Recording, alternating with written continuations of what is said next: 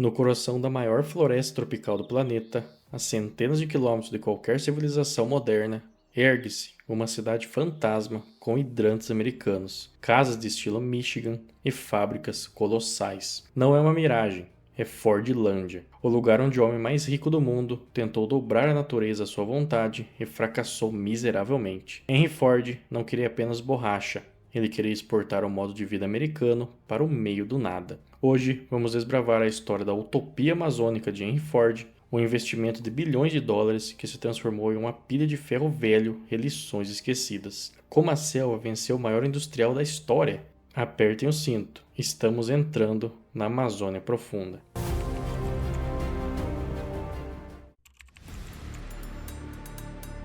Henry Ford era um homem que odiava depender de terceiros. Ele era dono das minas de ferro, das florestas para madeiras e das ferrovias, mas ele tinha um calcanhar de Aquiles: o pneu. Nos anos 20, o mercado mundial da borracha era controlado por um cartel britânico e holandês no Sudeste Asiático. Os preços oscilavam e Ford se sentia refém. Ele precisava de sua própria fonte de látex. O destino escolhido? O Vale do Tapajós, no Pará. Ironicamente, a borracha era nativa do Brasil, mas as sementes haviam sido contrabandeadas para a Ásia décadas antes. Ford decidiu que era hora de trazer a produção de volta para casa, mas do seu jeito, em escala industrial massiva.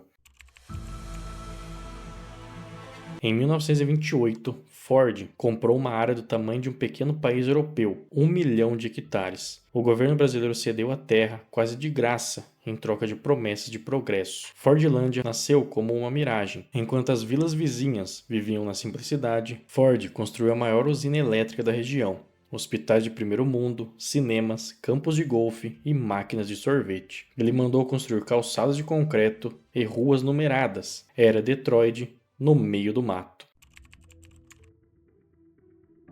O erro fatal de Henry Ford foi achar que poderia gerenciar brasileiros como gerenciava americanos em Michigan. Ele impôs regras puritanas: nada de álcool, nada de tabaco e nada de prostituição. Ford proibiu comida local. Os operários, acostumados com peixe e farinha, eram obrigados a comer aveia, pão integral e hambúrgueres sob o sol escaldante de 40 graus. Eles eram obrigados a bater cartão e participar de bailes de música country nos fins de semana. Em 1930, a panela de pressão explodiu. No episódio conhecido como Quebra-Quebra, os operários revoltados destruíram o refeitório e jogaram os caminhões da Ford no rio. Os gerentes americanos tiveram que fugir para a floresta. Foi o primeiro sinal de que a cultura local não seria domada pelo dólar.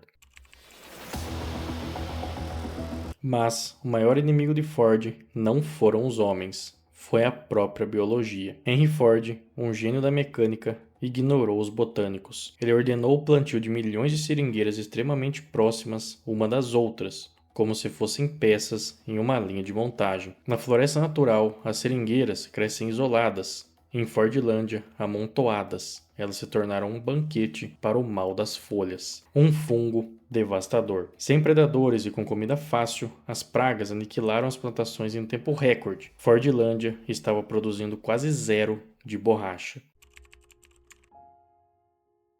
Ford não desistiu fácil. Ele tentou uma segunda cidade, Belterra, em um terreno mais plano e ventilado, mas era tarde demais. A borracha sintética estava sendo desenvolvida nos Estados Unidos e a guerra estava mudando tudo. Henry Ford morreu em 1947, sem nunca ter visitado sua cidade no Brasil. Ele gastou cerca de 20 milhões de dólares, o equivalente a bilhões hoje, e nunca produziu uma gota de látex que tenha chegado a um pneu da Ford. Em 1945, o neto dele, Henry Ford II, vendeu tudo de volta para o governo brasileiro por uma fração do preço, cerca de 250 mil dólares. O sonho acabou com a assinatura de um papel. Fordlândia hoje é um destino para turistas e curiosos. As máquinas de 1930 ainda estão lá, enferrujando no tempo. A selva não engoliu a cidade por completo, mas provou um ponto: o progresso sem respeito ao meio ambiente e à cultura é apenas uma ilusão. Henry Ford colocou o mundo sobre rodas, mas na Amazônia ele encontrou um mestre que não aceitava ordens. Fordlândia continua lá, como um monumento à arrogância humana e à força invencível da natureza.